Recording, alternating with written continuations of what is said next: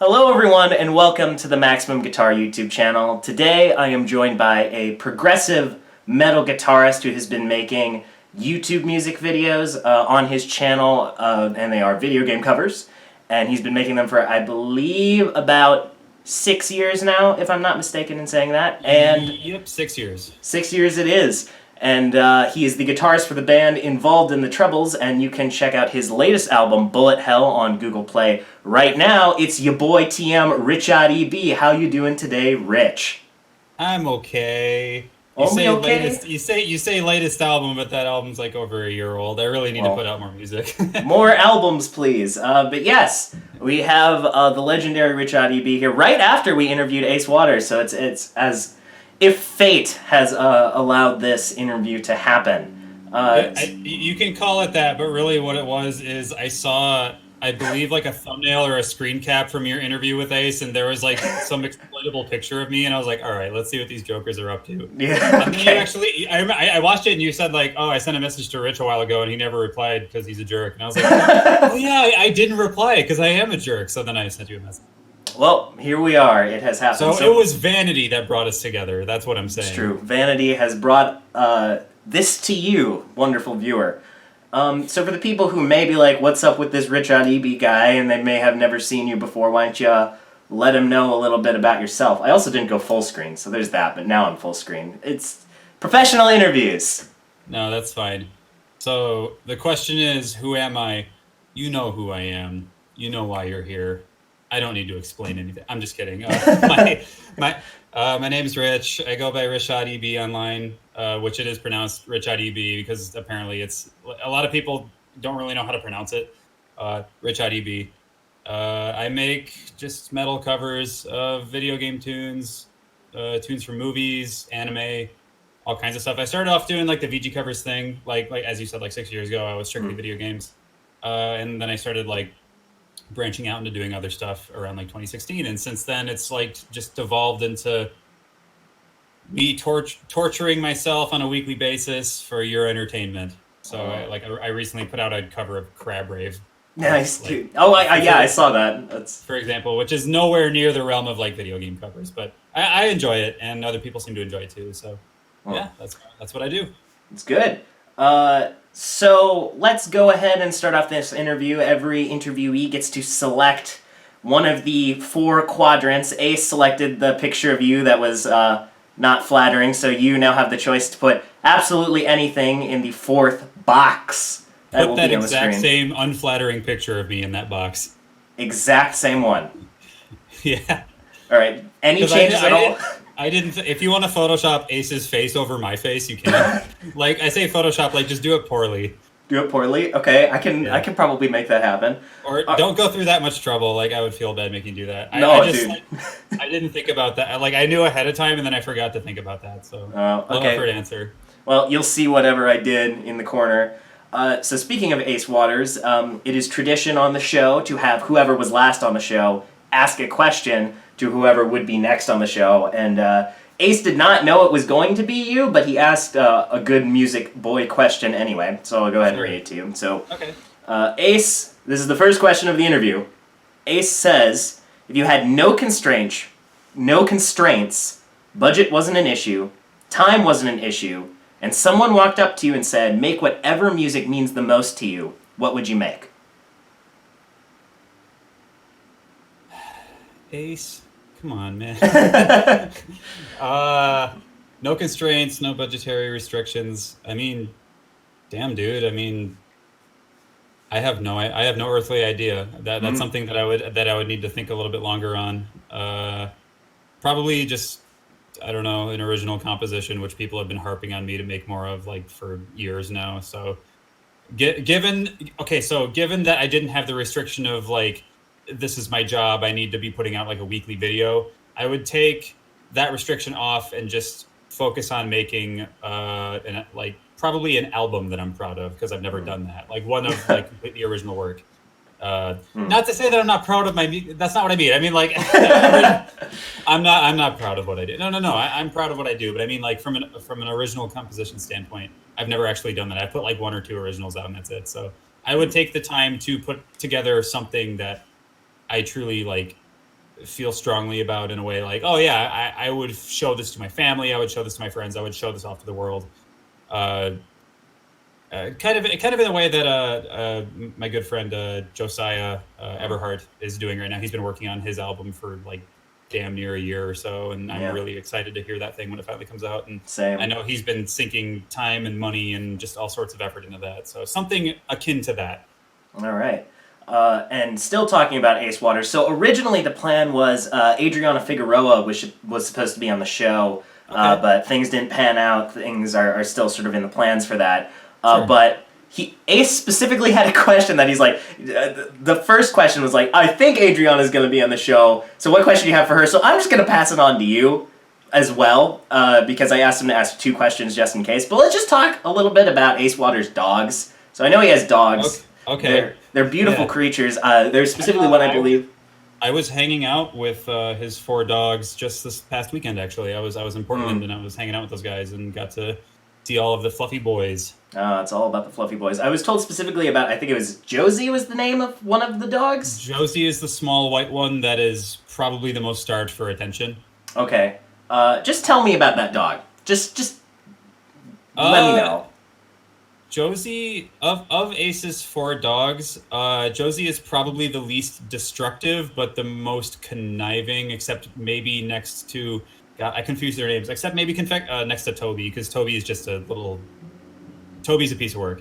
But Josie is a small, cute, fluffy white dog. Well, it's not very fluffy, but she's like super just cute, inoffensive. Likes to just kind of like crawl and like just like lay down on any surface and be like, look at me, I'm cute. Beautiful. Yeah, love Josie's me great. some dogs. But the really large dog, Luther, when we were hanging out with him, he's just like this big, lovable oaf of a like large dog, and just can't help but knock things over.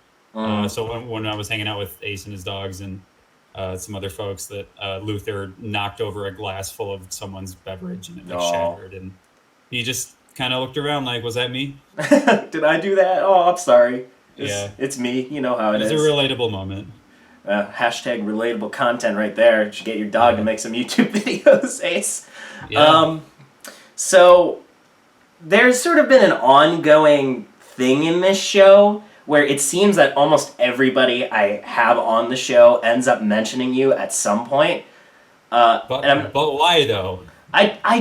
I don't know, because basically, so I've had 2 members of Involved in the Troubles on. I've had Ace and Josiah on the show, and I've also had a bunch of other VGM YouTubers.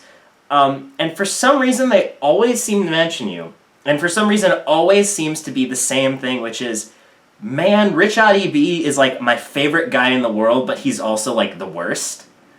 And I don't know why that is. You sound just like my parents. It's like my favorite guy, but also fuck him. You know, like I don't know why that is, but it's a living. Here's a question Sure. that I've gotten from 2 people who've been on the show, and they've wanted me to ask you, both Insane in the Rain Music.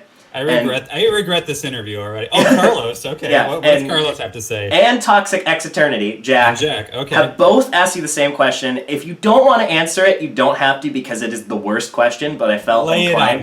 Lay it on me. So Rich. Let me anticipate. Does it start with, who do you think you are? No. Where do you get off?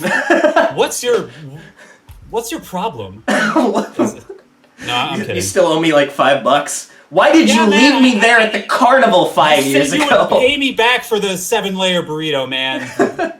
God. No, it's considerably worse than that. All right, Rich, let me know. Oh, good. If you could be Sans Undertale for a day. I Okay. already am. Okay, well that answers the question there. Why would you guys ask me that question if that was already the answer? He is Sans Undertale, so there's no point in asking the question. Yeah. But yeah, no, the question was, if you were Sans Undertale for a day, what would you do? And they both asked this. I would come to your house. What would you do then? I'll leave it at that. Okay. Fill in the blanks, guys. Well, there you Carlos, Jack, fill in the blanks. go. There it is. All right, let's actually get into the real meat of this interview. Here are the actual questions that... I think we were already over the hill with this interview, though. Yeah, it's all downhill from here. What about Ace's dogs? If you were Sans Undertale... No, all right, we're good. Here, Yeah. So, this is a question. The rest of these questions are written by me. Okay. But whenever I watched some of your videos, I just like want to give up because they're just so damn good. They're just so damn good. So I want to know, how did you get so damn good? How are you so damn good at guitar? Specifically at guitar, well, in high school, and don't take after me when I say this, but I'm just being transparent. In high school, I started playing guitar when I was 14, so I was like a freshman in high school. And all I had in my life at that point, other than playing guitar, was playing a lot of World of Warcraft and eating like Hot Pockets and chugging Monster energy drinks. And meeting other people who did the same thing, including the energy drinks and Hot Pockets. So I didn't really hang out with too many people or do very well in school when I was a teenager. So, but I did spend a lot of time just listening to what I thought was this is a weird question because when I was this, I know it isn't a weird question, but I'm kind of like going on a tangent here. That's fine. How did I get so good at guitar? Really, I just played a lot because it was something for me to do, and it gave me confidence, and I enjoyed it. So, like, I think for a lot of people, they when they want to get really good at guitar, quote unquote, they look for like shortcuts, you know, or they look for like the quickest and most efficient way. But like, I never really considered the ongoing process of me like getting good at guitar to be like a premeditated thing. I just played guitar because it was fun for me. And I think that that's something that holds true for a lot of people, not all the time, but that holds true for a lot of people who just are good at things, is they enjoy it. You know, I didn't think like I need to, you know, like I've seen interviews with like Matt Hafey, the guitarist from Trivium, who is like, I have a mandatory schedule where I force myself to practice for at least 7 hours a day. And that's how I got good at guitar. No, yeah, it's absurd. And like that is just such a ridiculous thought to me. But then I think like there were a lot of times specifically in my youth where I didn't have anything going on. I mean, I might have had like homework or something, but I would just ignore that because I didn't want to do it because I was a bad student. And I would just pick up my guitar and be like, oh, this song, Ants of the Sky by Between the Bear to Me has this really crazy lick at the beginning, and that's super cool. I want to learn how to do that because it sounds super cool, and I want to be super cool. And I want to show my couple friends how cool it is that I can play this because I'm insecure and want to prove myself. And I don't know, man, it was just fun for me. And it just was something like, I think there was like, I was told in my teenage years that I was kind of a space cadet. And by kind of, I mean an extreme space cadet, judging by the fact now that I'm still a space cadet.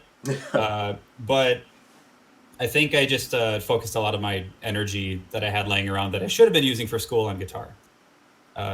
Don't take after me. Focus on school. Focus on your studies. But school's good, really, kids.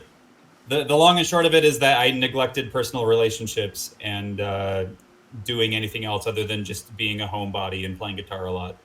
Yeah. I mean, like, and you know, that was like high school, but then college was different because I did apply myself in college, but I still just like liked playing guitar in my free time, and I eventually joined bands, and then I started the YouTube thing as a hobby, and now it's like, well, how are you so good at guitar? It's like, well, my job is to play ridiculous like just stuff you shouldn't even play on guitar, written by like Japanese composers on guitar every week. Of course, I'm going to get better at it, you know. Yeah. And like, I don't know. I think anyone that like does covers like this, whether it's like professionally or as a hobby. I know this is a long-winded answer. I'm sorry. No, go for it, man. We're going to be here. Yeah. Anyone that like plays an instrument, whether it be like as a hobby or professionally, like on covers like this, if you can put together a cover and it's competent, you know, even if you can just put together a cover and like you don't think it's the best thing ever, that's still like super impressive. And like just doing that is like so much effort towards playing an instrument and honing the craft of just every aspect of. I'm losing track. Really, what I'm saying is don't feel bad for putting the cover together and saying, well, I like his better, because it's still impressive. Damn it. Hey, man. Hey. Never give up your dreams. Don't be like me, kids. Always pursue your dreams. Pursue your dreams and then just do it because it's fun and it's something to do. It's Like true. I can tell you this too. Before I was doing this professionally. I have a degree in I have a bachelor's of science in network administration, and I was applying for jobs, and I had like interviews, some even with like companies like Google and stuff, and I would have phone interviews, and their job not only is to interview me, but also to like kind of search around and see what the the interviewee is about. And more than once, when I was applying for a position, they would Google my name and they'd find some of my old videos, and they'd be like, "Did you do all this yourself?" And I'd be like, "Yeah." And that's super impressive. That's like, Mm. it's just, I don't know. I know we're talking about guitar and I'm going on a huge tangent, but Absolutely just not. even putting together what you consider to be like not like an inferior product, dude, it isn't, because it's super impressive, Mm. like in any capacity. Absolutely. I mean, when it comes to practicing, because I feel like the way that getting better at an instrument works is just if you play the instrument even a little bit, you will just kind of automatically get better at it. I mean, like, Yeah. I was in music school for about 3 months. It was 1 quarter, and I practiced like I forced myself to practice 3 or 4 hours a day, and I got better, but it wasn't fun. Yeah. And I feel like when you are sitting and figuring out these songs by ear and learning, like transcribing these parts that were never meant to be played on your instrument, you are getting better. It's just as Yeah, simple as that. absolutely. There's a lot of I different was- ways to approach getting better at your instrument. Yeah. So like if like, okay, so yeah, you can sit there and like, I'm not like knocking the practice. Like if you are determined to get better and you say hell or high water, I'm going to practice 3, 4, 5 hours a day at my instrument and I'm going to be good at it, and that's your like you're determined to do that. That's fine. But realize too that like if you have fun making covers, it's like you don't think about, oh, I have to do this for 5 hours. You're just like, if you have fun putting together covers, then it's just fun, right? Yeah, Like exactly. just find a way to make it fun. Like join a band, jam out with your friends, put together covers, just go to Guitar Center and annoy all of the employees by picking up the Schecter on the wall and noodling on the Line 6 Spider amp or something. Just man, whatever's fun, just do it. Absolutely. So is sort of, as far as practice goes for you these days, is it pretty much just figuring out new covers and that's your practice, or do you actually set aside time to like do scales and learn new techniques? I not really. I mean, I have like a loose schedule for my like putting out a weekly cover, or typically, I mean, today's kind of sort of like a day off. I usually do a little bit of work on Sundays, but and I don't consider this work. This interview, I mean. But I typically work from like noon to 8, and so a lot of the time when I'm working, I'm just sitting in my studio here, like just on Reddit or Twitter or something. Okay. Not actually work, but like like usually it's like if I'm learning like a Danny Baranowski track or something, that's gonna keep me on my toes because that's tough, or like a Toby track or something. Sure. But then sometimes like it'll be like towards the end of the workday, like 8 o'clock rolls around, and I'll just be like playing guitar. And it's just because it's fun, it's relaxing to me. I can just kind of like zone out and noodle around. And yeah, it's I don't really like set aside time to like actually practice unless I have like a performance coming up or something, Definitely. or if I'm about to film and I need to practice my parts. Yeah, yeah. So you were talking about how when you were in high school, you were sort of like, at home being the guy who plays the World of Warcraft, noodles on the guitar, eats the Hot Pockets. Yeah. And you were talking about how you specifically were like, I want to learn this song. Can you tell me who like your favorite guitarist was or is, and like how they inspire you? Yeah. So when I started off very early on, when I was like 14, it was Angus Young, just because I had friends who liked AC/DC, and I came to realize like a year later that I didn't actually really care for AC/DC. I just listened to them and like wore their merch and stuff because my friends wore it, and I was Sure. like, but I don't really actually care for AC/DC. There's like better 70s rock and 80s rock and Yeah. stuff. But then I started getting into like the world of progressive metalcore. So I took very heavy influence from Between the Buried and Me, their guitarists Dusty Waring and Paul Wagner. So if you're looking for like the mostly Paul, but like the two main guitarists in that respect who have influenced me a lot, it's Paul Wagner and Dusty Waring from Between the Buried and Me, followed by Luke Hoskin from Protest the Hero, I love those guys. A lot of people have noticed that I do a lot of tapping on guitar, and it's mostly because I listen to a lot of Protest the Hero, like a lot of Fortress, my favorite album like ever, from back in the day from those guys, and an old neoclassical inspired progressive metalcore band that only put out a few albums, and one of them is really bad, but the other two are really, really good for different reasons, called The Human Abstract. And their guitarist, AJ Minette, who's just like Jesus on guitar. He's incredible, but he's focusing on becoming like a gypsy jazz guitarist now. And he's extremely good at that too. He like blows my mind. So I drew my primary influence mostly from those four guitarists, and Tim Miller too, from Protest the Hero. He's the other guitarist. They're both extremely solid. And then other than that, just like early Born of Osiris, so like Jason Richardson, he's been around a while. He's still pretty popular. And then eventually like Polyphia when those kiddos rolled around in like 2013 or 2014 or whatever that was. Just mostly those folks. I don't really have like a wide repertoire of artists to really draw inspiration from because I don't really listen to a whole lot of music. There's a lot of people like Josiah and Ace are constantly seeking out new music. They're constantly listening to new music and constantly like refreshing their ears on older music and drawing all kinds of inspiration and influence from just all sorts of bands and areas. And I'm not like that. I don't know why. I just when I go for a car ride, I drive in silence, man. Like I'm weird. I don't know. All right. And so you also, while you're studying these bands when you're younger, and these guitarists and learning how to play the stuff that they're playing, did you have any other kind of music education? Did you take lessons? Did you study any music in college at all? Or is it basically all kind of self-taught stuff?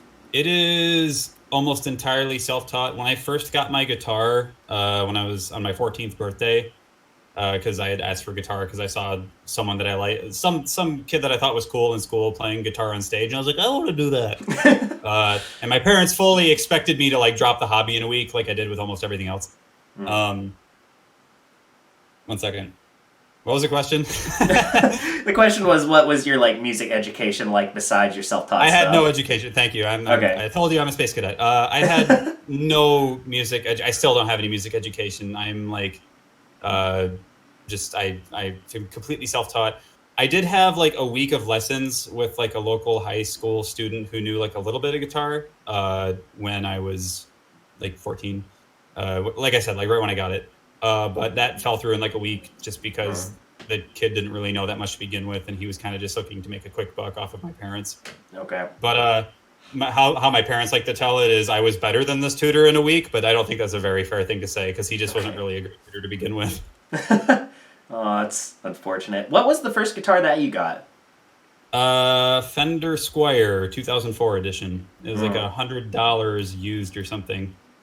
Hey, I mean, it gets the job done for a first guitar. There's nothing wrong with it. I still have it. It's sitting in the basement of my mom's house in Michigan somewhere. And speaking of your family, are they or were they supportive of you doing music when you decided, hey, I'm going to be the guitar guy on the YouTube? Okay, so that's also an interesting question because, I mean, I went to college, I went to university because realistically, and I'm just laying it out there, realistically pursuing a career in music in any capacity is extremely difficult. It's very hard. I got super lucky. Other people that do it, I'm sure they worked extremely hard. I worked very hard, but ultimately a lot of it is just like you did a series of the right things and you kind of got lucky. And I realized that, and my mom realized that, and she pushed me to get a degree in like the field of like technology somewhere. And I had several friends that attended a local university for the same degree that I got. So it just made sense. But my dad, however, was always telling me from like the moment that he noticed that I was like getting okay at guitar, which was like probably a month or so in after I hadn't dropped it after a week. He was like, you should really think about pursuing a career in music. I mean, you seem to really be picking up this guitar thing pretty quick. I'm sure you could pick up other instruments pretty quick. So why do you want to punch a time clock? Why do you want to go and do the like pursue the normal life when there's like something here. And so I had kind of like friction between my mom and dad who were like both encouraging of me developing it as a hobby, but my mom being like very real world realistic and my dad being chase your dreams. And then both sides of my family like taking sides. So like my mom's side of the family being like, oh, just be sure to get a good education. And then my dad's side being like, what are you doing? Why aren't you going to like Berkeley or something? Like you could probably get in. Why aren't you like studying and pursuing a career in music? Ultimately, realistically, it made more sense to get my degree, which I am now not using at all. So is the way of modern society. Yeah, I like I said, I got extremely lucky. I'm very fortunate for how that played out. But yeah, ultimately they were both very encouraging of my hobby, and also thankful for that because I know not like there's other people who don't have that. You know, like they pick up a guitar and their family members don't see the value in it, and I think that is silly and stupid because there's value in any hobby like that. It's true. And now here you are, you're making the YouTube videos. You're sitting at home working, releasing the videos for the masses to just demand you to cover Megalovania for the 4th time. It's living the dream, man. I guess. I mean, like, I honestly have no complaints about it. It's been really cool. Yeah, and you've got some kick-ass sponsors as well. There's a motorcycle outside. You got some kick-ass sponsors as well. So can you tell me a little bit about how you got sponsored and what that's been like for you? Well, really right now, the only official, like, guitar endorsement that I have is with ErnieBall. And what happened there is I basically just asked my, at the time, roommates, John and Jules, like, hey, can you put in a good word for me? And they were like, yeah, okay. And then ErnieBall was like, wow, you're good at guitar. Do you want to be an ErnieBall artist? And I said, yeah, sure. Nice, dude. I did have a very brief thing with PRS, but that was short-lived just because of, like, I don't know, like they're a slightly more old school company. Yeah. They still gave me a great deal on that PRS that I have. But yeah, with ErnieBall, I was really just kind of like, John, can you see if they're like looking for other artists? And they're like, yeah, sure. And then they were, because ErnieBall is one of the few guitar companies that sees the value in like what I do and what like Jules does and what other like YouTube guitarists do, like Jared Dines and etc. Yeah. Most guitar brands, I think, are not all of them, because I've heard that like ESP and Schecter are both pretty cool about it too, but I haven't really pursued anything with them. But a lot of guitar brands are still thinking in terms of like live shows and bands. So they want to see like an audience in front of a crowd. But there are a few bands who are starting to realize like, wait, if someone puts a video up and they're playing one of our instruments, that isn't like a show that concludes and then you just have pictures and cell phone video of.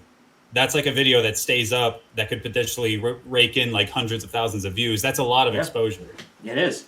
And a lot of brands are starting to catch on and see the value in it, which I'm very thankful for. It's just the changing landscape. But ultimately, I just asked some friends for help.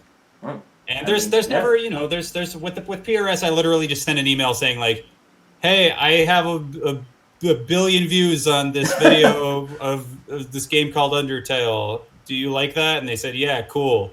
And that's what that was. Beautiful. And that's how you do it, ladies and gentlemen. That is how you get sponsored. Put yourself out there and asking, you know, there's no shame in asking your buds who have connections, you know, and go for it. You got to make connections. You got to do that networking. It's the way of life. It's crucial, you know. I mean, make friends, talk to people. So let's shift gears a little bit and talk more specifically about video games and video game music. So, do you... No. Okay, well, sorry guys, the interview's over. All right, later guys. I can like do like a fade out, like just cut to black and the video's over. So, you gotta let me know, do you consider yourself a video game musician or just a musician when people ask you? I usually just say that I'm a producer and a musician, because I'm not like... I don't exclusively cover or work with video game stuff. I've, you know, like I said, I've done like anime covers and like all kinds of other covers, and like I'll just, you know, I actually started off covering like other bands. I'm not gonna like correct anyone if they say that though, because like I think that's a fair label. You know, Sure. that sounds appropriate. But I usually, when someone says like, "Oh, well, what do you do?" I just say, "I'm a musician. I'm a producer." You know. Yeah. What I don't say is that I'm a YouTuber, but that's just the thing with me. I mean, yeah, there is sort of like a stigma about that. I It's don't just want like, I don't am want a anyone to call the YouTuber. cops on me. Yeah. It's just like there's a YouTuber here. Gotta watch out for those guys. Yeah, you gotta watch out. I'm not sure why that stigma exists. I feel like even with the whole idea of like, if you say you're a musician or a producer, like even there's like even sort of a stigma around that, because like if you're at these family get-togethers and then you meet like your second uncle or whatever the fuck, and he's like, and they're oh, what do like- you do, Jimmy? And I say I'm a musician, and then they go, "Ooh, Well, yeah, exactly. of Well, course. fascinating. Tell me more about Oh, that. you're living in the box behind Kaiser's kitchen, then, aren't you? Exactly. So you're living next to the dumpster." No, that is like slightly awkward, but that usually can be explained a lot easier than saying I'm a YouTuber, and then your relatives go, Huh? Like Yeah, that exactly. PewDiePie fella? that PewDiePie fella right there. You know that Jake Paul fella who did that? Remember that Jake Paul man who was in Japan? I don't like those. You should watch out in that business there, youngster. Yeah, so I mean, like, I think like there's more of a stigma around like the title of YouTuber just because there are so many. There's a lot of creators and a lot of people who are making their living and making a big impression on YouTube now, and it seems like there's constantly drama surrounding so-called YouTubers. Yeah. And I still would consider myself more of a musician than a personality, even though like clearly there is some personality like involved in some of my videos. But Yeah, always. ultimately, it's the music that is the most important aspect of my channel and my presence online. So I would say I'm a producer or a musician. Yeah, definitely.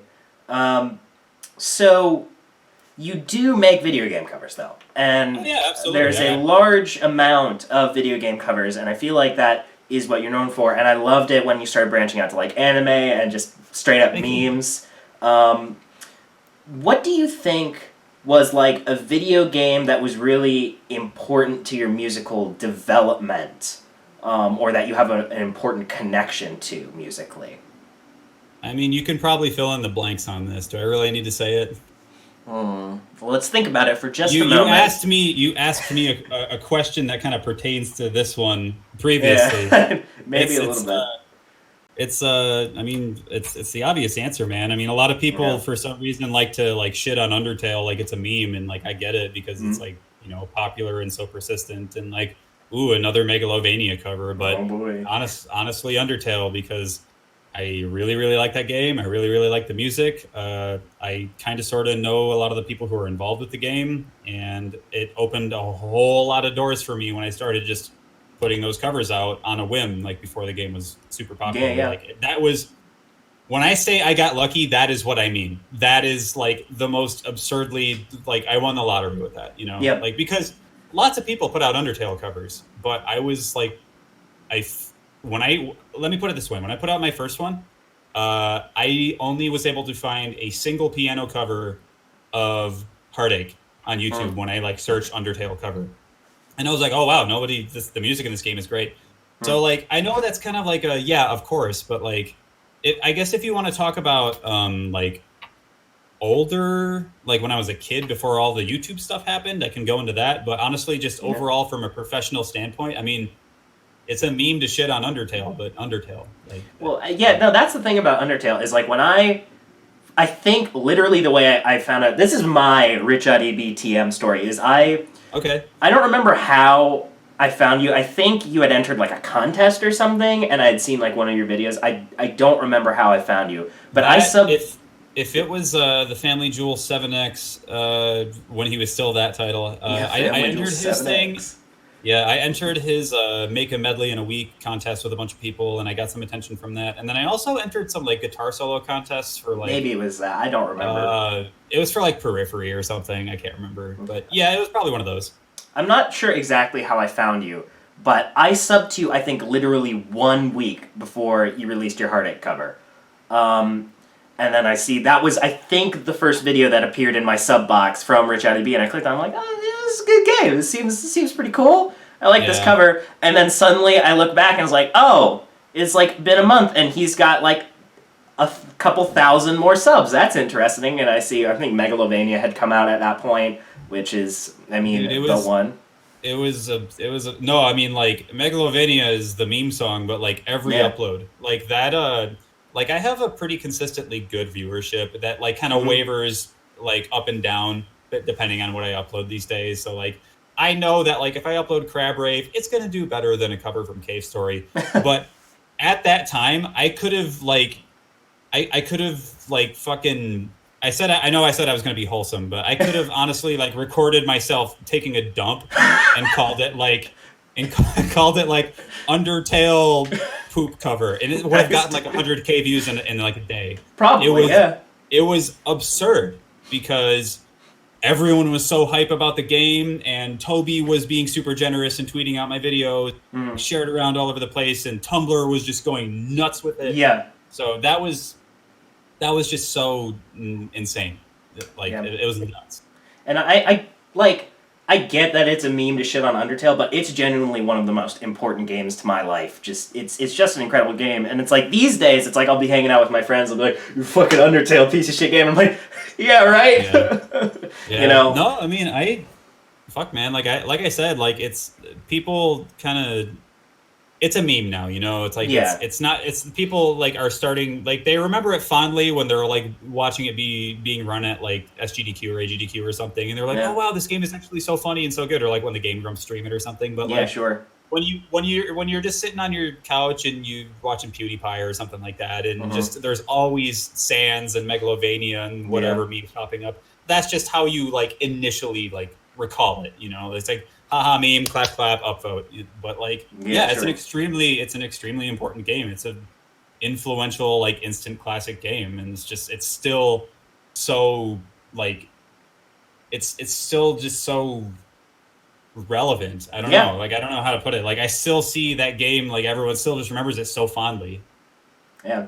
And I mean, you know, Toby's got the first chapter of Deltarune out now. So I really wonder, like, what he thinks of all this. Like, not the popularity, but the fact that, like, this character that he created is, like, a massive meme, and, like, the weird-ass fan art and just all this stuff that comes with making, like, accidentally creating a massive fandom. I can't speak on behalf of Toby.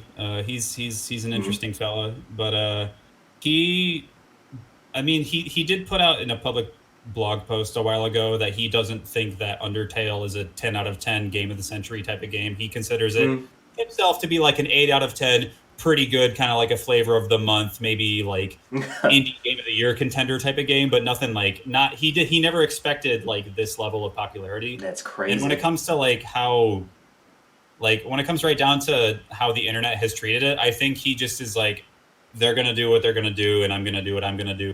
It's just the end of it. Yeah. You know, it is futile to try to predict and understand how the internet functions and how it works. Like you just can't. You know, it's insane.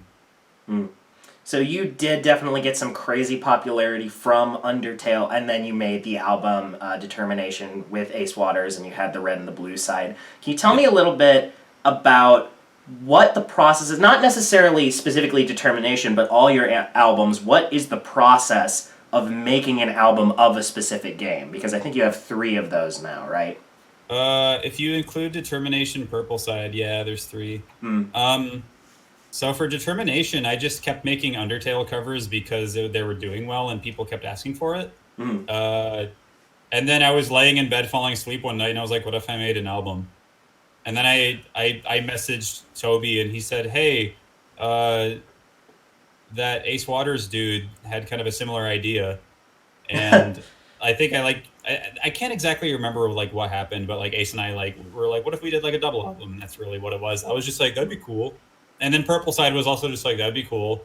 And then Bullet Hell, which is my Toho album, that was kind of an unexpected one because I just I was actually talking with Temmie, the artist for Undertale, on like Facebook Messenger or something, and I was like, hey, I'm thinking about covering Toho. What should I cover? And she like gave me a list of like her favorite things to cover, and then I did, and people kept asking for it, much in the same way. And then I was like, all right, I'll just make an album because I've already made like 8 covers. I'll just make a few more, and you know, then concluded with the Bad Apple thing, which was just like way kind of in the Undertale way, where it's like that still gets like just a ridiculous, like it gets so much attention. Uh, I mean, to be fair, it is a fantastic cover. Thank you. Yeah. It's Christina killed it on that one. It's just been, I don't know, happenstance. I've just been like, oh, that'd be cool. I've been sitting on wanting to put out like a Eurobeat EP for like a year now, and I'm like, I just got to get around to like remastering the tracks. Sure. I mean, let's hope that happens at some point, because those are definitely fun, goofy videos with great quality. Thank you. Those are made whole by the people I'm collaborating with. Collaborative projects are always, those seem to pull in the views, because you got a lot of different fan bases like, hey, look at all these people I like doing fun things together. I mean, regardless of like, like I just said like you can't really predict how the internet will work. That's not necessarily entirely true, because like fans like to see like kind of like a crossover episode, if you know what I mean. Yeah. So like, if I do a collab with Carlos and Johnny Atma on Johnny's channel and with a bunch of other really good musicians, everyone goes, "Oh my god, it's so cool!" It's awesome. So if I do a collab with Christina or with Adriana or with John, people just go, "Wow, you guys are friends in real life? I just thought you were only on the internet." Nice. Yeah. So people just, they like to see their favorite channels do stuff together, because it's cute. Like I said, it's like a crossover episode. Who doesn't like that? Yeah, everybody loves the good crossover episode. And also, it's just fun working with friends, Yeah, like, I mean, as a side, it's just really fun working with other people who are really good at stuff, That's something I definitely want to do moving forward with my own channel, is I've only done like 1 or 2 collabs, and both of them have been incredibly fun. So more collabs, because they're great, and everyone likes them. That's something that I think a lot of people kind of take for granted too, specifically with like other YouTube creators who are like almost entirely self-sufficient when they're making their own covers. Is just about everyone I've ever worked with has been extremely dependable and is usually like getting stuff back to me in like a day or two. Like I don't think I've had a single like collab drag on and be like, man, this sucks, I never want to work with this person again. I've worked with a lot of people, I've collabed with plenty of people over the years, and they've always like, it's weird because like so many of these channels, they're like kids still. They're like teenagers, and they're like in high school and like college, and they have all this stuff going on, and they have lives, and they're so professional, And I say that as someone who was like in bands back before I was doing YouTube stuff, and even just getting band practice together on like a designated day of the week was like pulling teeth, Not all the time, but like it's a headache. So I think people kind of like sleep on that fact a little bit, that like most people you find online doing this stuff are like pretty dependable. Yeah, that's definitely true. I never really thought about that, but you're definitely right there. Yeah, it's like if I can just like throw a dart at a board of like any like of just like the list of people who make video game covers and like message them and be like, can you do a trombone solo?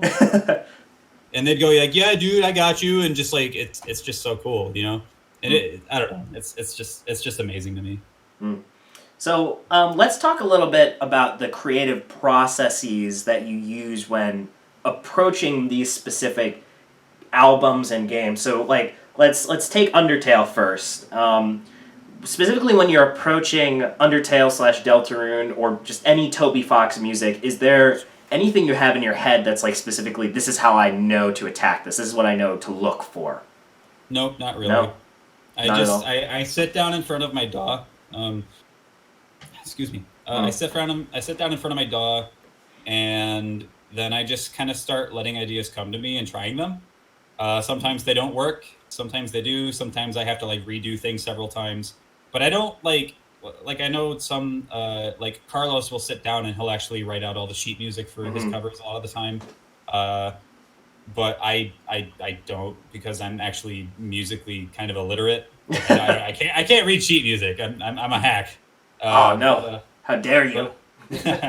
But yeah, I'll just sit down and start putting stuff together, and like I'll have ideas like come to be good. And sometimes I'll like if I'm really like struggling to come up with a cool idea, I'll sleep on it. Like I'll go take a shower, go on a walk or something. You just kind of like think about it. But no, like usually it isn't premeditated, and it's just like when I sat down to do, like you mentioned Deltarune, like when I sat down to do Field of Hopes and Dreams, because that's like one of the first songs that I listened to in Deltarune where I was like, I want to cover this. I didn't anticipate it turning into like the weird kind of like 80s inspired synthwave sort of fusion thing that it turned into. Hmm. I didn't expect to be using all of those like synth instruments. I thought that's not at all what I had in mind. It just kind of came that way. I was like, okay, this sounds cool. I like it. Yeah. Was there any difference when approaching Toho, or was it pretty much just the same, like just sit Same down? thing. Toho's even easier because Toho is basically already power metal. So Yeah. I sit down and I go, all right, time to make a power metal track because how else would I do this? And then I make a power metal cover and I'm like, yeah, that like Toho is extremely. It's not easy to play because it's like the composer Junya Ota or whatever his name is, Zun, is insane. Mm. But it's just all kinds of arpeggios constantly like weaving it Oh out. yeah. But like the process of putting together an instrumental for a Toho track is super easy because it's all basically power metal. Like I have the formula down. It's so easy to just be like, all right, power metal Toho cover, and it's Yeah. always fun and it's always like I enjoy covering Toho music. Yeah. People enjoy listening to them, including me. Glad to hear it. What about Soulsborne, though? Because you have sort of a catalog of Soulsborne covers, you have an EP, and there does seem to be sort of a theme there whenever you The theme is I listen to it and I go, there's no way this cover would work unless I cover it in the style of Black Dahlia Murder. And I go, all right, time to put in some 127 velocity blast beats. yeah, there it goes. That's the process. There it is. Then it's just lots of ridiculous guitar work and just I treat it like kind of like a third wave black metal, like death metal cover. Yeah. And God, I love covering that music. It's so fucking good. It's just it's so fun and like I don't know. I've kind of like that's one of the things that I'm almost like a little proud of now too. Is like, I feel like a lot of people were kind of like, how do I cover this music? And then I started just being like, I cover it like me, and no one's gonna like it.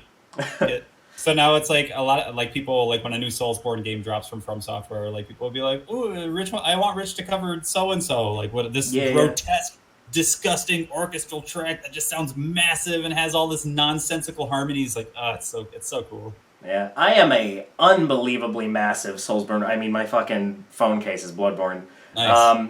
I got the tattoo. Oh yeah, right. I forgot that you had that. Yeah. Yeah. No, yeah, I'm a massive Soulsborne nerd. Like literally, I have plans later today to like replay Demon Souls. Fun. It's a hard one. It's a good boy. It's a fantastic game.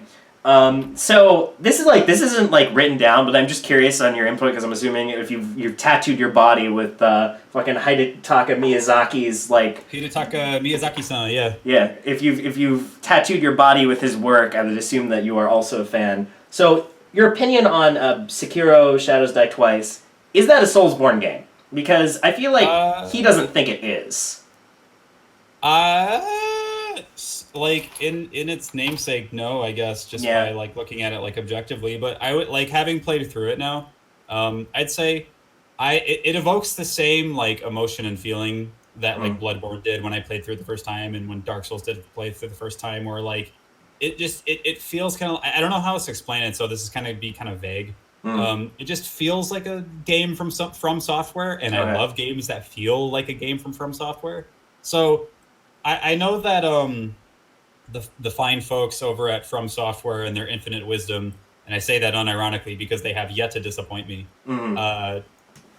When they say we want to do something different, I'm with that. It's still gonna play like I'm gonna feel like I'm playing Dark Souls for the first time again, and that's exactly what Sekiro did. I'd say it's a FromSoft game. Okay. You know, I guess calling it a Soulsborne game is like a little like I guess kind of a stretch because you know it is very different from a mechanics perspective, just in the gameplay, while also being very similar in other ways. But it's definitely a FromSoft game. It has that polish. It has like the really interesting but withheld and subdued lore. It has the interesting characters. It has the super tight combat. It's challenging and it's fun from beginning to end. In between bouts of extreme frustration, yeah, it's a From Software game. Yeah, and I mean, I still haven't witnessed their full catalog because I've played every game that they've released after Demon Souls, but before they had like this game called Kingsfield, which was like first person. I haven't played that either. Yeah, and there's also like they have like these crazy games, like they have like a ninja game, which is not Sekiro. They have Armored Core, which is like mech fighting game. It's like a mech game, yeah. And that's the thing is the Didn't character. They have, the first From Software game I ever played was 3D Dot Game Heroes. I don't even know what that is. It is like a weird indie like Zelda 1 homage / clone on like the PS3 Virtual Store or whatever, like PSN. Like, and my buddy, my roommates in university when I was like 20 or something were playing that because I hadn't played Demon Souls. But yeah, 3D Dot Game Heroes. I think of the name of that game. Damn. But that company is distinctly different in that Hidetaka Miyazaki was not the lead guy. Because now I believe he's like the president, something like that. He's the guy. guy. Could be wrong. He's like the lead on almost every, like he's the guy who calls the shots because he's just that good. Demon Souls was like a game that he wanted to make as like a side project, and From was like, all right, here's a bag of potatoes for your budget, Demon Souls, and it was kind of like a proof of concept. So now he's like the big boy, but like that's like Neo From Software. So like old From Software is distinctly different. Yeah, there's definitely a divide there. And then we got Elden Rings to look forward to, which is like Game of Thrones Souls. Ooh, boy. Yeah, I've never seen an episode of Game of Thrones, but I just know that people love it, or at least some people love it, and apparently some were disappointed, but I don't know what the whole thing is. But okay, I mean, I can briefly describe that. So people are disappointed by the writing in the latest seasons, like the final couple seasons of Game of Thrones, because the writing is completely independent from the source material, which the first couple seasons of Game of Thrones are based on a series of novels called A Song of Ice and Fire by the author, George R.R. Martin. So he is a super, super, super solid fantasy author. And Hidetaka Miyazaki actually draws a lot of inspiration from him and Tolkien. So it's really cute that they're collaborating on this project, Elden Ring, because like I had read somewhere that like a lot of the inspiration like for the mythology and like Demon Souls and Dark Souls, it comes from when the director Miyazaki was a kid. He would try to read like Western fantasy literature, but he didn't have a full grasp of the English language. So he was able to comprehend, he was able to read like some of it because that's what he had in front of him. And the rest of it, he would supplement in with like Japanese mythology. Damn. So if you think about Dark Souls, you think about like how Western it feels and how like it's like when they release a localized version of the game, regardless of where it is, even if it's in Japan, the native, like the language that comes natively spoken on the game disc is English. Just like how in Sekiro, the native language spoken is Japanese. So like he's it's like you think about that, but then you think about like the wolf Sif, like a giant dog holding a sword in its mouth. That is so Japan, you know. So it's really cool that he's working with George R.R. Martin. It's ultimately what I'm like. I can talk about this forever, so you better just stop me. Okay, but yeah, no, I'm very excited for that because I think he was quoted in an interview saying like Sekiro was like we're trailing off. Elden Rings, we're back on track. This is the next Soulsborne game. That's what, like supposedly. It's also allegedly an open world game in this. Holy shit! Boy. Oh, that is a different animal to tackle. That is like when you say open world and you think good open world, like Breath of the Wild kind of stuff. Breath of the Wild, Witcher 3, like stuff. Yeah. There's a lot of open world games, and not many of them, in my opinion, are super great. Absolutely, you know? Yeah. Because if you have a big empty open world, it's just that it's empty. We're still talking about this. Change the subject. All right, changing the subject. Let's talk a little bit about YouTube. Okay. Oh, so much fun with the state of YouTube right now. Why did you specifically decide I'm going to put my music on YouTube? Was it just because I see all these other cool people doing it, so I'm also going to put it there? Or was there a deeper reason behind it? That's exactly it. You just said it, but it wasn't like other musicians, because what initially inspired me to want to upload stuff to YouTube is when I had recently graduated from university when I was like 23. I had my degree and I had a job lined up. And I spent a lot of my time in between, like, looking for jobs and working and stuff, just on YouTube, specifically watching stuff like Game Grumps. And I think a lot of people my age will cite them as an inspiration for starting their channel, if they're like my age and they started around like 2012, 2013. And basically it came down to them. And then also watching like old speedrunners and like people doing really like parkour videos, just like anything involving people who are good at things or like passionate about something. I would watch that and I'd be sitting in my room being like, these guys are all so cool. I want to do cool stuff.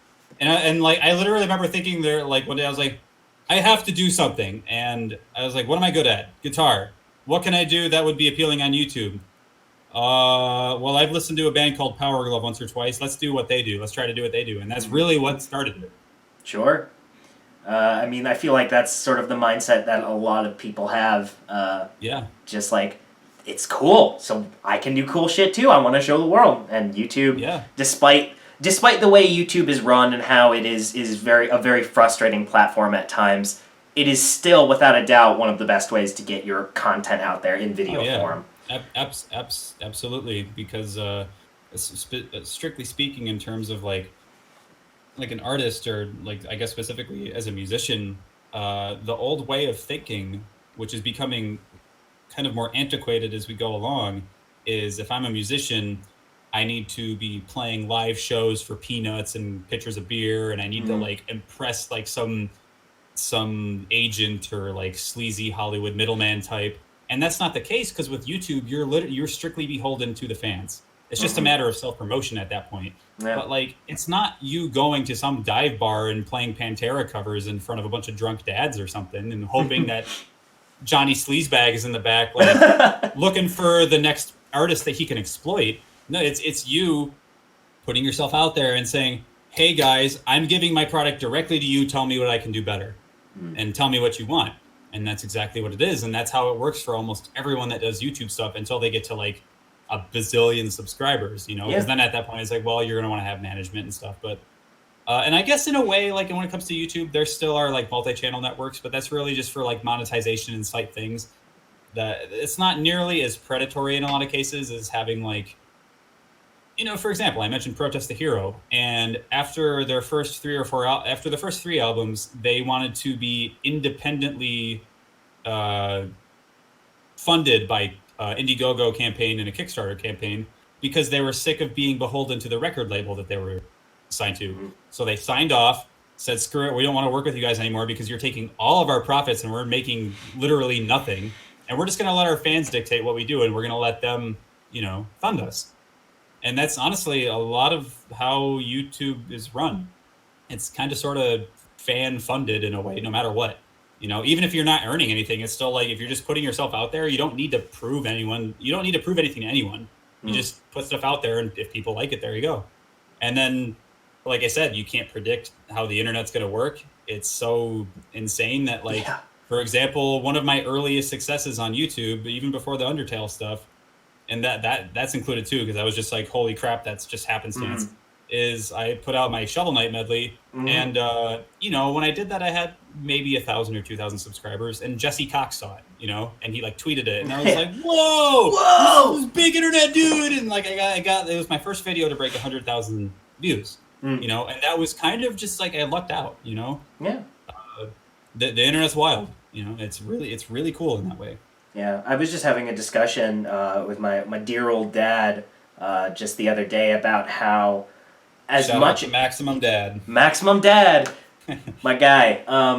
We were having a conversation about sort of, I was mostly driving the conversation, how the internet is just so crazy that as much as we want it to be like passion and skill that is in the forefront, in the spotlight, because whoever made what is in the spotlight is passionate about it and has skillfully crafted it, well, that does influence it. It seems to be almost complete luck, because you have people like you who pour your heart and soul into these beautiful covers and they get recognition. Then you have like some jack-off who's been like hitting the bong for the last 2 hours who filmed a waffle falling over on his counter, and that gets like 3 million views. But that video's funny, man. It is funny. There's still merit to it, and like I think I hear what you're saying, but like for example, like Jonathan Young, my former roommate, he is like making covers for him. He's always been transparent about this. Is not the thing that he wants to do with his career.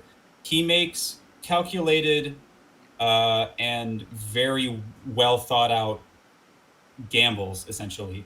And you can do that if you want to try to get exposure. So like, for example, let's think like going from him to like Little V-Mill, you know? So for a long time, Little V-Mills was doing like the video game cover thing and being like, here's a Pokemon cover to decent success. Here's a Mega Man cover, and that's fine. And that's the tried and true thing. But then he'll say, what do people like? People like memes. What meme is hot right now? You Got That. Let's cover You Got That and just see how it does. That seems like it has a good chance of doing well. I'm assuming this was probably something along the lines of his thought process. That video got like over 1 million views in a week. You know, that's kind of like my thought process when I was like, I'm going to do Crab Rave, not because it's a song and I'm super passionate about it, and it's because it has a chance of doing well and I can have fun with it as I do it. You know, like I can take a dumb meme song and have fun with it, and I did. Yeah. V-Mel's had fun, you know, making his couple recent, like his Shrek covers. Like, it's a Shrek cover, you know, like who's passionate about Shrek? You know, if someone says that, they're probably fooling you, but you can still have fun and make wise business decisions when you're appealing to people on YouTube. So I guess kind of what I'm saying is, like, if you want to be smart about it and like try to increase your chances of having a video blow up, is A, be good at what you do, and B, try to encapsulate the aesthetic of that video of the waffle falling over from the dude who took 2 bong rips and turn it into a music video. You know? Yeah, like, sure. You can have fun with it and still like not cover your favorite 1995 video game cover or video game song that like no one's gonna know about. You know. I'm rambling a lot. No, I'm sorry. No, this is great content. Hashtag content, kids. Okay, good.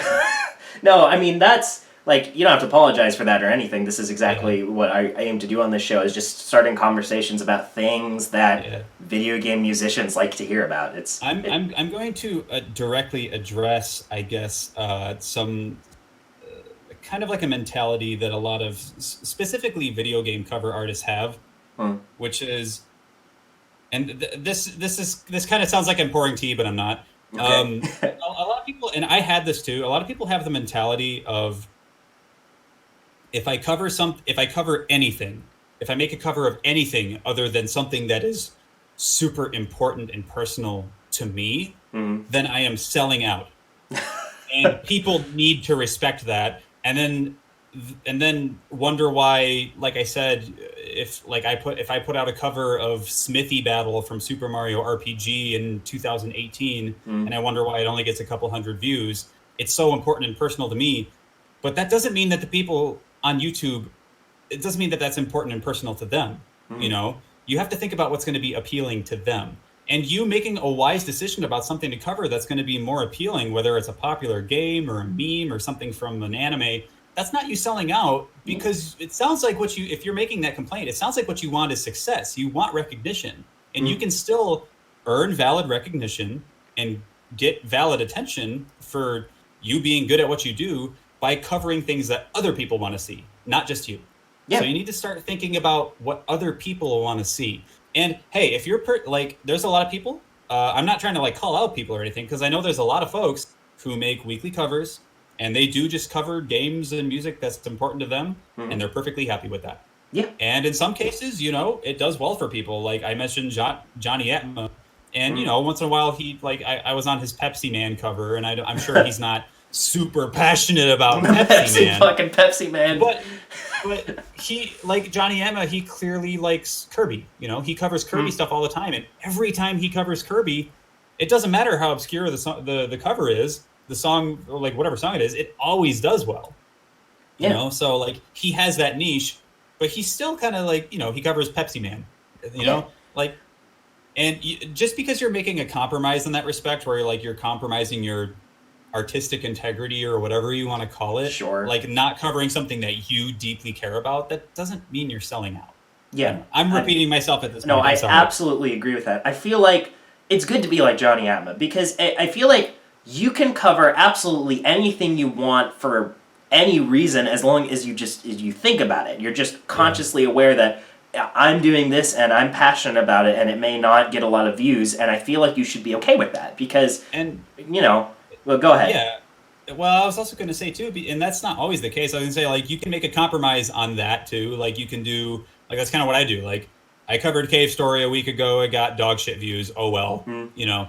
And then I covered a stupid meme song, and it does really, really well, and I got the cover done in, like, a day. I'm not, you know, that's a little upsetting, but, like, it's still, like, that's just how it is. But what I was going to say, too, is, like you can still cover like music from games that you're super passionate about, and if you make it fun enough, it still probably has a better chance of doing well.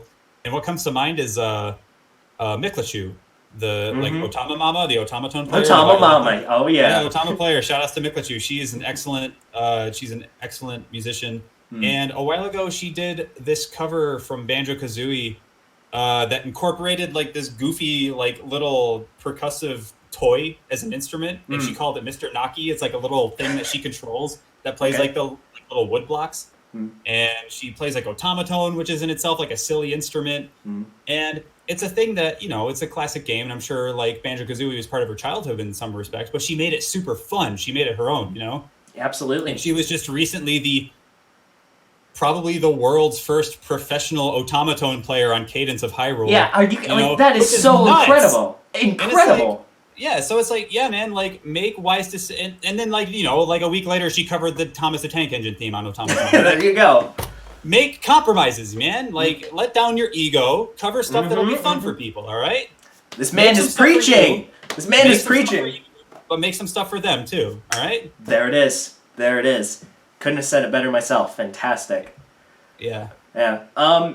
Shifting gears again. Sure. I just want to know, do you have it, like, just quick question, do you have any kind of template or just process or mindset of like, this is the stuff I do every time I sit down with an idea of a cover to it's now up on YouTube and is being promoted? I mean, I'm the hype metal guy that spams 127 velocity drum beats constantly. I used to bill myself as a progressive metal guitarist, but like I'm just like I make metal of any now. Like I don't strictly bill myself as that. When it comes to a template, I mean, strictly speaking, and when I open Reaper, excuse me, when I open Reaper, I have a template that I use that like I slowly upgrade with like little adjustments every time I make a cover. But I've been using that template for quite a while, and like I make changes to it pretty frequently, and like depending on what I need to have in the cover, I'll like bring other instruments in. But yeah, generally I kind of just sit down and I start with drums. I have my drum template laid out. I have it already kind of like pre-mixed. I have my 2 guitar tracks. I have my 2 or 3 lead tracks, and I have my bass track, and then I have my clean bass track. So yeah, generally I have like a rough skeleton of every cover that I sit down with, and unless it's like something really, really weird, like unless it's like god, like if I cover like Turbo Killer, you know, by Okay, yeah. like that is almost all synths, you know, like there's barely any rhythm guitar in that. Like that is almost entirely like fresh template. And Field of Hopes and Dreams, I mentioned that's also like almost just an entirely fresh template. But generally when I sit down, it's like drums, guitar, bass, because that's the foundation of metal, you know, like that's where you start with metal. That's true. Can we touch a little bit? I want to touch very quickly on Involved in the Troubles, because I have had Josiah and Ace on the show, and I am a huge fan of everything that the 4 of you guys have done together. I hope to have Austin on at some point. But I just want to know, what does that band mean to you? What is like your contribution to it? What's the story? I mean, I'm going to be extremely transparent here. Even though Involved in the Troubles is fun whenever the 4 of us do like a cover, it is almost entirely Ace's baby. Involved in the Troubles, he puts together the arrangement. He gives all of us individual notes on like the type of thing that he kind of like feels like we should move towards. And that doesn't mean that he's a control freak, because he's not, because he's encouraged the other 3 of us to also do what he's done and put together the foundation of an arrangement and say, hey guys, I have this idea, but we just haven't. So basically what I'm saying is Ace is the best member of the 4 of us, and the rest of us are just kind of like, okay. At least that's how I am. I'm a piece of garbage. Oh, don't say that. Don't say that. Like I very much enjoy Involved in the Troubles covers. They're always really fun, and I would like to play live with those boys one of these days and do an Involved in the Troubles live thing, but it's almost entirely Ace's baby. Like it's the reason that Involved in the Troubles exists the way in its current capacity is because Ace takes the lead on it. Yeah, he definitely in his interview, he talked a lot about Involved in the Troubles. It seems that he's very passionate about it, but it's just been sort of a lack of time with members of the band that has led to the lack of covers. But we're all waiting. We're waiting for it to come back. Yeah, it's gonna come back, but like I said, Josiah's got his album that he's been like slaving over for forever, and Ace has got all kinds of personal stuff happening and doing music constantly, and Austin is Austin. I don't know what that boy does. He's up to something. He's always up to something. Yeah. So I feel like not as many people know as they should that your videos have been a duo project because Rachel works on them with you, filming and editing, and that ties the music together. The great music always has great video and editing to accompany it. So can you tell me a little bit about how you met Rachel and what the process of working with her is like? If you don't want to, I mean, geez.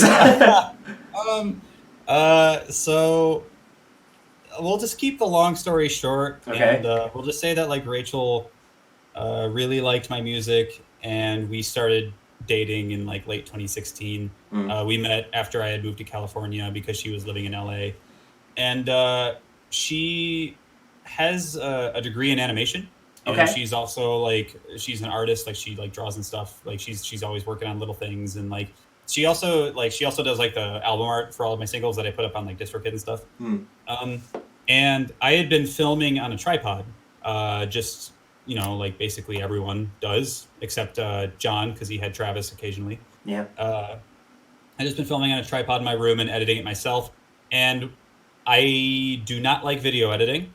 I do not like color correcting. I do not like filming myself. I don't like doing any of that stuff. And Rachel likes doing all that stuff, so she started offering to help with the production side of things so that I could focus more on music. And now that's her full-time job. She is my manager, my editor, my video person, my arts person, she makes the merch. She does like everything that isn't the music end of things on RichaadEB. So like some people say like, oh, she's your employee, but like no, she's honestly like half of RichaadEB. Like she's half of that brand. I couldn't put out the music that I put out as consistently and as like at the quality that I wanted to if I was like worrying about the video side of things every week like I used to, because it was so extremely stressful for me. And Rachel is really good behind a camera, and she has an artistic eye, so she knows how to color correct and make things look good. And it's just been this ongoing process of her and I being like the duo that goes out in public where I make a fool of myself jumping around on a public beach, and she just films going like I'm gonna put crabs there later. Yeah, so absolute power couple. Yeah, and I cover the music and she covers basically everything else, to the point where, as I've said numerous times, I'm a space cadet. So you had a hard time getting in touch with me. I'm sorry about that. But for future reference, the best way to get in touch with me is to contact Rachel. Hey, well, if anyone needs to contact RichaadEB for anything in the future, do not blow up Rachel's. Do not blow up Rachel's. Don't be rude, please. Don't be careful. You can usually, if you want to get in touch with me, I've been trying to be better about. Another tangent, but Rachel's great. Another tangent. I've been trying to be better about like getting back to people recently, because I know I'm kind of like chilly and distant online. So people will send me very nice messages, and I'll just be like on Reddit and just zoning out. Like, and I just don't want to have like that weird. It's not a confrontation, but it feels like a very small, anxious confrontation whenever you see like a little like you've got mail thing. So I'm like, I'll just minimize that, pretend I didn't see it. I know I'm bad about that, so I'm trying to be better about that. My bad for anyone who's watching who's ever been like, why is Rich never reply? What's he doing that's so important? And the answer is literally nothing. Literally nothing. There you go. I'm sorry. I'm trying to be better about that. I mean, I know, I totally get it. It's like, I'm not a big Redditor, but it'll be the same thing, but I'll be playing like a video game online. I'll just be like recently, I probably shouldn't talk. I'll keep it really vague, but I recently just got an offer to possibly do some video game music work on an actual video game. That's And awesome, man. I saw that and I was like, oh no, I have to compose myself. I have to think about how I'm gonna respond to this. And I I kind of freaked out. So I totally get that. Yeah, it's you know, most of the time it's like, I guess this is like life advice, but like as I found most of the time is like when someone sends you a message and it's in a professional capacity, or even if they're just like, hey man, I really like your stuff, like all they, you know, just say like, hey, I appreciate the kind words, you know. Or like if someone's like, hey, do you want to make some music for a video game? It's just like, yeah, that's a commitment, but then that's like, yo, that's professional. Like that's something that you can brag about and potentially get paid for. Like you should, you know. Yeah. My boy here playing guitar in Call of Duty, you know what I'm saying? Hey, your boy. Hey. shout outs to Jack Wall. There it is. Oh boy. Shifting gears again, just tell me about your cat. Just describe to me your cat. 1 second. All right, you're gonna go fetch the kitty. All right. Oh, here we are. Oh. That's the cat voice. This is my cat. This is Coach. Hey. She's upset with me because she was sleeping. Oh. She's a fluffy cat. She wants put down. Okay. Well, that's good enough. I mean, yeah, that's good enough right there. She's so pissed. She's a cat that Rachel and I moved into a new apartment like a year ago.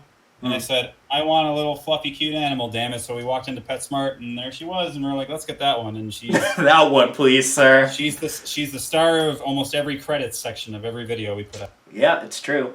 And let's close the sort of main part of the interview, and then we'll get into the closing segment. Okay. Do you have any big plans for the future? Or the near future, I should say?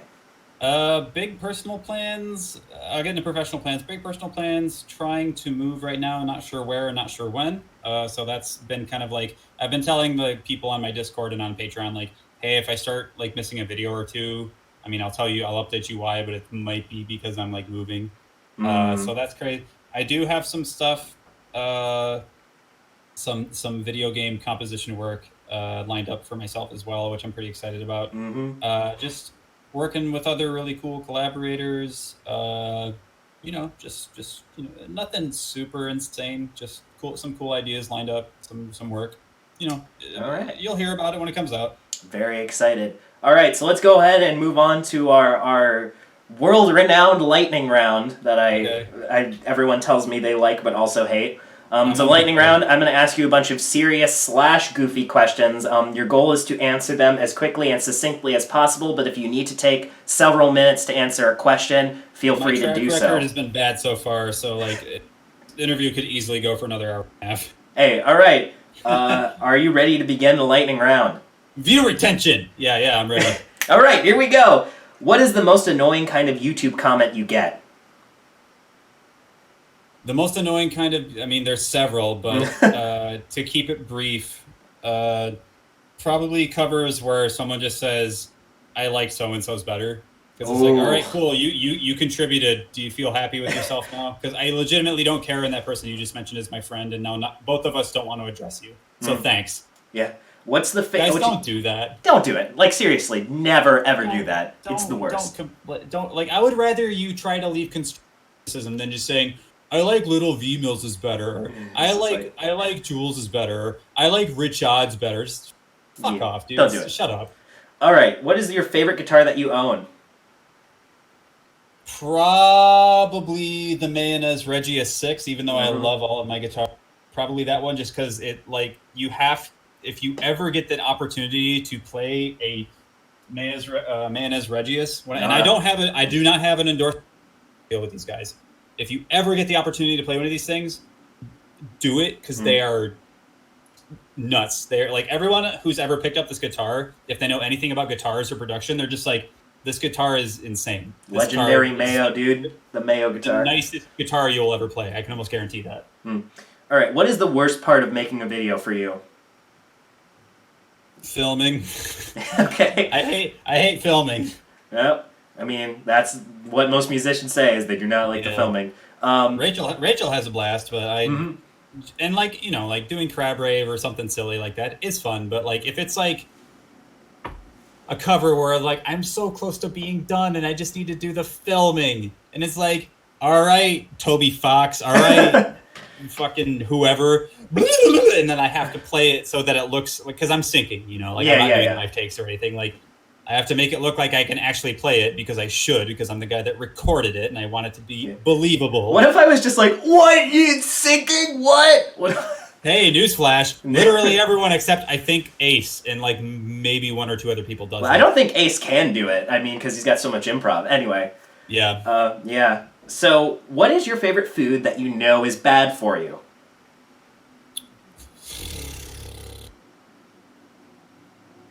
I mean, I'm pretty health minded, so basically just any junk food. So like a lot of the times I'm just eating like eggs and like a lot of vegetables. I'm a lot of like light meats like fish. Like I'm pescatarian most of the time. But I cave every now and then. It's like I just want a slice of pizza. I just want a burger. You know. Oh well. And I know that crap is bad for me. I love it all equally. Like I said, I was in Portland this past weekend, and like every meal we ate was complete dog shit for my health. But I don't care because it's like you know. Yeah, tasty food. I eat sticks and grass the rest of the time anyway. So great transition. What's your favorite food that you know is good for you? That I know is good for me. I mean, you're towing the line there because you can make some pretty unhealthy food generally healthy if you know how to prepare it correctly. Yeah.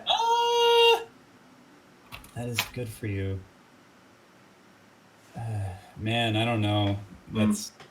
I mean, I personally make like a lot of smoothies, and like if it's literally just like some fruit and ice and maybe a little bit of yogurt, it tastes like it should be awful for you, but it isn't. And then like if you if you know what you're doing, which a lot of times I don't, but if you know what you're doing when you're in the kitchen, you can take something that's healthy and make it taste fucking great if you know what you're doing. So it really just depends. All right. What is your favorite color? I don't know. Okay. Let's green. Green. All right, there it is. Name an article of clothing that you would never wear. I look awful in sleeveless shirts. Okay. Like some people can pull it off. I always just look like a backwoods redneck. I think it's because my arms are hairy. I don't know. I can't do it. All right. What's the video game that you were most disappointed by?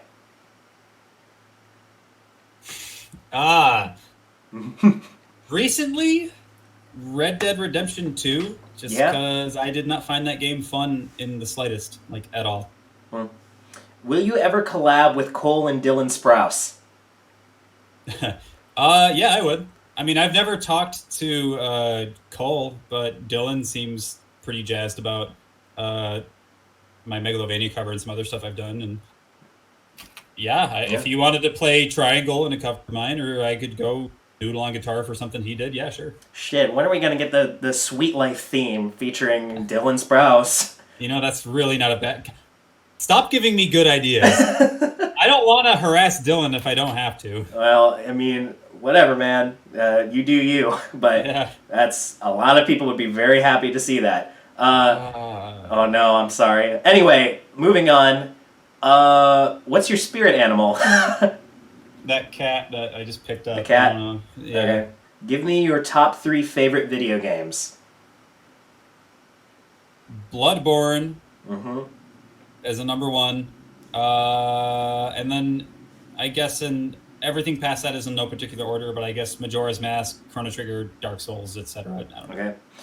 Name an artist that you think is overrated by your friends.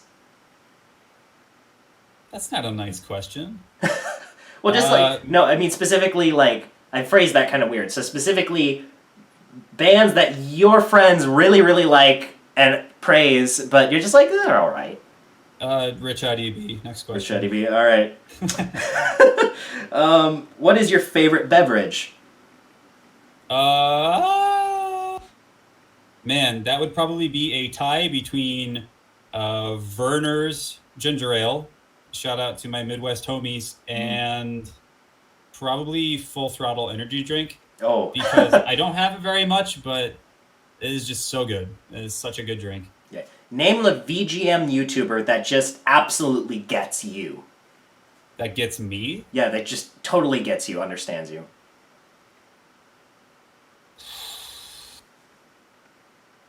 How do you mean? Not Could you necessarily. elaborate on that? I mean, in any way that you want to answer, it could be musically or personally, just anything that comes to mind. It doesn't have to be a definitive answer. The who gets me. I think like on a fundamental level, man, I gotta think about this. Take your Because time. there's a lot of people that I like resonate easily, and like people who empathize with me, and I like completely get them. But I'm trying to think of like someone who just like gets it, like who completely understands like not only just like me, but like what I make. You can give Probably it. Jonathan. Probably Jonathan Young. Jonathan Young. Him and I are like extremely different musicians. We come from very different backgrounds, and we have extremely different interests. But every time we collab, it is just gravy. It is completely just. He'll do something, and I'll go, "Holy shit, dude! That makes it so much better." And then like I'll do something for him, and he goes like, "This is nuts!" And like every time we collab, it's always just like, oh. It's just butter with him. All right. Can you tell me about the worst injury you've ever sustained? I don't injure myself very much. That's Okay, a good thing. do you want to hear a grotesque story Yes, that please. kind of is pertinent to this question? Yes, please. So the worst injury, I'll talk about the most recent one. Okay. This is kind of NSFW, by the way. Okay, if So- you're just skip like a couple minutes ahead. If you are squeamish, just by the description of like, just if you're squeamish, maybe not watch this one. Yeah. You should timestamp this, by the way. I might timestamp it. Yeah. Because I have described this story to a few people, and they like kind of like become visibly like upset or nauseous a little bit. All right, here we go. I'm ready. Nothing, it's nothing gross. It's nothing super gross, but it is Okay. like it's kind of like what the fuck. So, as you might have gathered, I cook in my free time because my hobby became my profession. So now I have a supplement hobby just to zone out, which is cooking. So I like to cook a lot. I'm not that great. I'm not that bad. I think whatever, but I cook a lot. So I was making like egg salad or something a while ago. Sure. And as I was, if you've ever pitted an avocado, you cut it in half or middle, and then Yeah, okay, like I know where this is going. Yeah, so so keep in mind that I'm a musician and I rely on the integrity of my fingers being intact.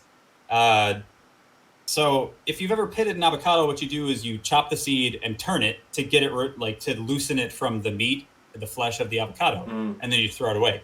So I managed to do that, but at some point between then and getting the pit off, I don't know if you can see it. There's a little tiny scar on my finger. I nicked my finger, just a little. It was bloody, but it was a shallow superficial cut. But there was like a flap of skin hanging off. Okay. And whatever, no big deal. I'm usually pretty okay under stressful conditions, but I did kind of panic because I'm like, wow, that's my picking finger. I kind of need that. So I dropped everything. I turned the burners off because I was boiling something. And I go into the bathroom, and my finger's bleeding, and I have this like flap of skin. Yeah. And I was panicking, and I'm a fucking moron. So in my panic, for some reason, it occurred to me that for the wound to heal, I need to get this piece of skin off because it's just dead skin. No. Okay, I'm not done. So there's blood everywhere going down my hand. It's a superficial wound. Like my finger's fine. Nothing bad. No nerve damage. No. I didn't hit the bone or anything. But I have this flap of skin. I can't find anything to remove it. Okay. So you're just like, well. No, I try to bite it. Now, the thing about the epidermis, your skin, is that there is a layer of fat cells in it. And upon biting into my skin and realizing that those fat cells were still very much attached to my body and that this is still perfectly good skin with veins and stuff in it, I think my brain didn't really know how to handle that because I just literally like crunched into my own skin and realized like, oh, that's still attached. So Rachel was sleeping in the other room, We live in the same apartment. We're dating, Yeah. whatever. And I stopped doing that, and I grabbed like a tissue, and I stopped the bleeding, and I go and wake her up out of a dead sleep, and I'm like, Rachel, I think I hurt myself, and she wakes up and she's like, what's wrong? What happened? Maybe not really. And then she's like, what happened? I'm like, I cut myself. I was making food. She's probably listening to this in the other room, just like shaking her head. I'm sorry. So I described this, and I sit against the wall of our bedroom. I knocked the mic there a little bit. I'm sorry. And she's like, let me see. I need to see if I need to call an ambulance or anything. Mm-hmm. And I peel back. There's a cameo. Hi, Rachel. She peels back. She helps me peel back like the tissue, and it's not really bleeding. It's a superficial wound, like I said. Okay. But something in my brain just like triggered when I realized that I did like the worst thing that I could have done. Mm-hmm. Because like the scar is like the skin that I tried to remove. You know, yeah. Like I said, it was still healthy skin.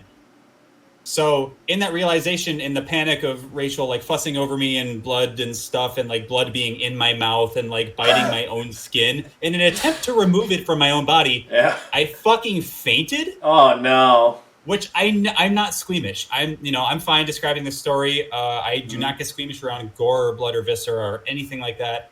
I fucking just felt like, according to Rachel, I was sitting against the wall, perfectly lucid, with my cat like kind of investigating, being like cat. Yeah. I go ghost white. I don't remember this. I go ghost white, and I just dead-eyed slump over onto the floor. Oh. And Rachel thought I was dead. Jesus Christ. And I was out for like, she tells me like just like a couple minutes. But I came to, and I don't remember, like I remember being woken up out of an extremely peaceful rest. And being like, what? And then like waking up on the floor with Rachel looking at me being like, are you okay? And I was like, yeah. I was like super, just broke out in a sweat, extremely pale, not feeling great. She went and got me some water, but I just knocked out, and it's like a little tiny wound on my finger, and I just started panicking for my mortality, my professional life, like everything, and just, this isn't the worst wound I've ever gotten, keep in mind. Okay. But in terms of, and I know this is supposed to be lightning round, but in terms of like recent memory, like things that injuries that I've received, that's probably the most significant, just because man, that sucked. Don't, if goddamn avocados. If you ever have a piece of yourself hanging off of you, don't try to remove it. Don't do that, kids. Okay, so here's the timestamp where everyone can come back in. I'm sorry about that. Yeah, I mean, was it from blood loss, or was it just I don't think so, because like I said, I've bled before. Like when I was a kid, I like fell over on bikes, and I'd have like gashes on my arm and stuff, and I've gotten bad injuries in the past. I've never broken a bone. But I think it was the panic and realizing that the piece of skin that I tried to bite the fuck off my hand was still very much a part of me. Mm. I just like couldn't handle it, and I panicked and passed out. Yeah. All right. Well, here's the timestamp. What a fun story. It'll be like at the top of the comments, I think. But like, sorry about if that. I forgot to add it, well, sorry, you had to do that. Okay, let's move on. What's your favorite curse word? I don't really have, I guess fuck, just because of the frequency, but I don't really curse that much. All right. What's a video game character that you most identify with? I typically don't identify with video game characters. Trying to think. Yeah, I don't know. I usually when I'm like taking in media, I'm usually just like taking it in for the story. I don't like typically relate to someone I see on screen. Sure. That's very rare. Well, do you have a favorite video game character? Or not? Sans Undertale. not actually. Okay. Geez, let me think about that just a moment. Favorite video game character. There's a lot of them. Yeah, I'm trying to. Shit. Give me a moment. I know there's one. There has to be one where like, yeah, this character is the best. It's a tough question. Like I say, my favorite games are like Bloodborne and stuff, but those are just faceless protagonists. Like I can't relate to them. Mm. I'm trying to think of like good stories and stuff. Yeah, I don't know. That's fair. I guess Chloe from Life is Strange. Why not? Sure. What is the best pizza topping combo? Just straight up mozzarella and basil. Mozzarella and basil. Fresh basil picked off the plant. Whew, tasty. All right, so you die and go to heaven, and you find out that God is real. What do you say to him? Or her? Make Undertale too. I don't know. All right. It's just like a dog. You just get to heaven. God is just a white dog. Man, all right. This is a nightmare. You're actually in hell. All right. Yeah. Fuck, marry, kill Ace, Josiah, and Austin. Fuck myself, kill myself, marry Ace. I don't know. All right. That's actually funny that you say that because Ace said that he would marry you because you're a breadwinner. Oh, okay. Yeah. And good. The final... No. Okay, hold on. Okay. Actual, real answer. Here we go. Say the question one more time. Okay, so fuck, marry, kill Ace, Josiah, and Austin.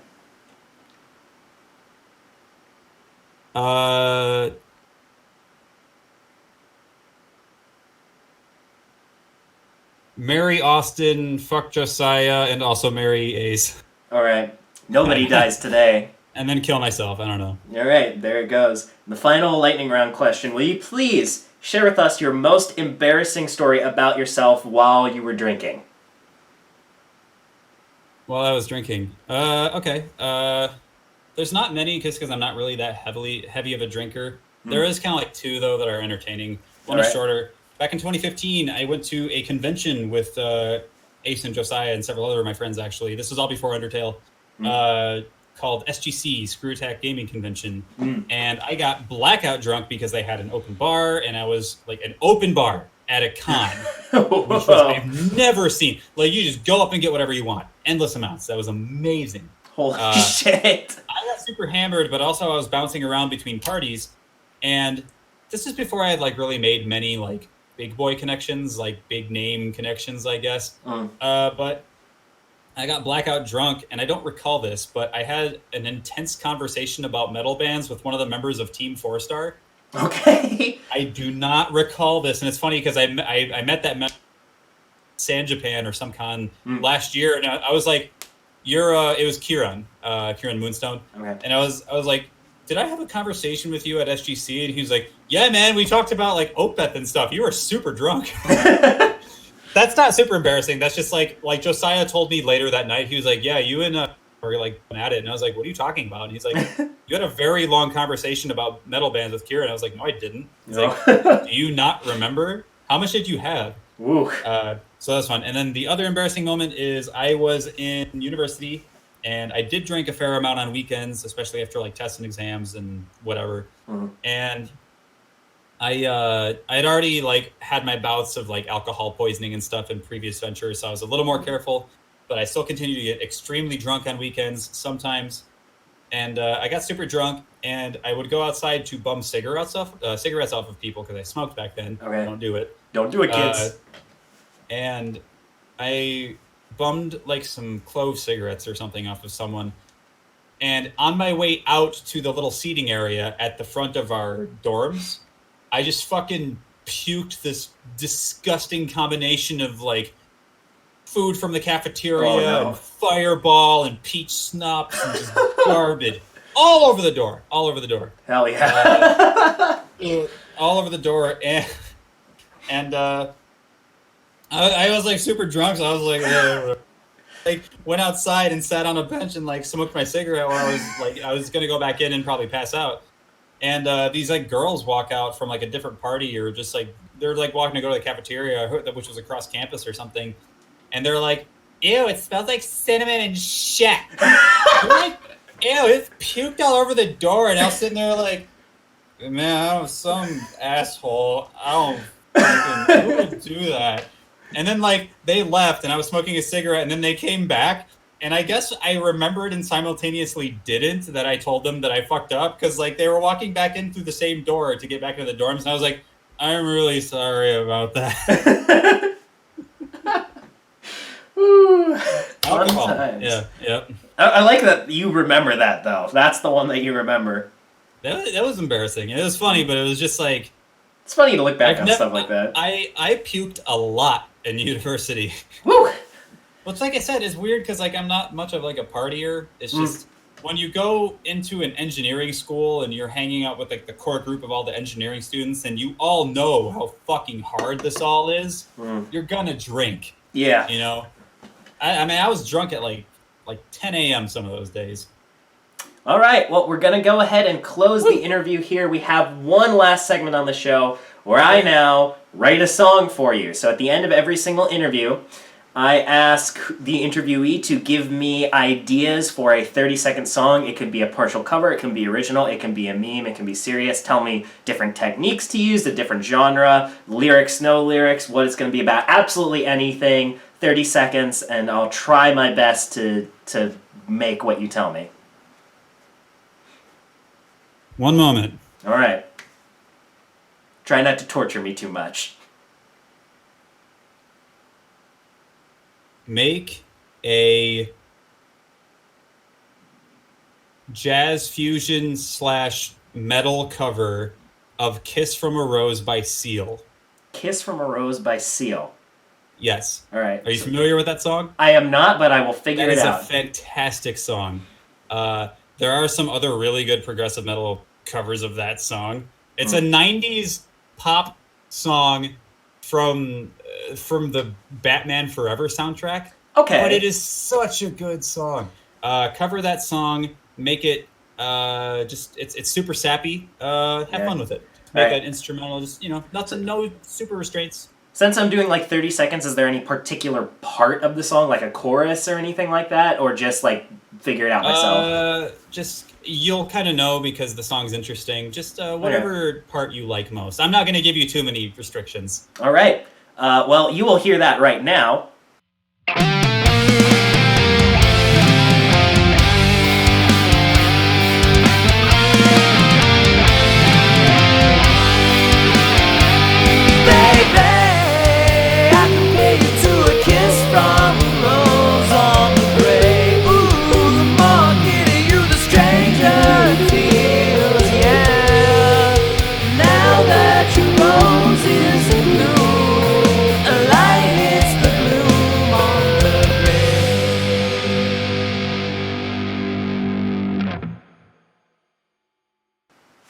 And that was the song. So this is the end of the interview. Rich, why don't you let everyone know who's watching, where they can find you and how they can support you right now? You can find me at youtube.com/AceWaters3. And on Twitter, my Twitter handle is @AceWaters. No, you can find me RichaadEB, all platforms. That just RichaadEB. If you want to email me, that's what you put at gmail.com. If you want to find me on Twitter, that's what you put. YouTube, that's what you put. I don't have any other monikers. That's it. Are those your the EB? Are those your initials? Like, yeah. How do you pronounce your name? Because I've heard it pronounced in many ways. My real name? Your real name? Because yeah. My real name is Richard Edmund Bickler. Okay, so I was correct about it because I've heard people pronounce it other less flattering ways. Well, like the last name? Yeah. I know it's like German as fuck. It's Bickler. It's pronounced Bickler. It used to be Pickler, I guess, at some point back in history. I have the same problem. Like, I'm not gonna say I'm not like at a point where I'm comfortable saying my own name on my YouTube channel, but I do have a German last name, and people constantly get it wrong. So I'm there. Yeah, it's Bickler, but I've heard Bichler, Bikler, Brainler. I've heard fucking everything. Bueller, Richard, everything. Richard Bueller. All right. And if you like what you see here on this channel, make sure to subscribe. Hit that bell, kids! Check out my Patreon, because I'm a sucker. If you like what you see, I am going to have more interviews at some point. And before we go, I don't have the next interview planned. It might be Adriana, because I have talks for that, but it could be someone completely different. What question do you have for whoever will be on the show next?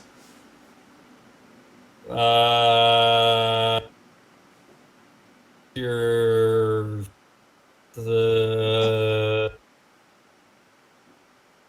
what's your favorite brand of milk? All right. What's your I can't favorite think of anything. brand of Sorry. milk? No, that's great.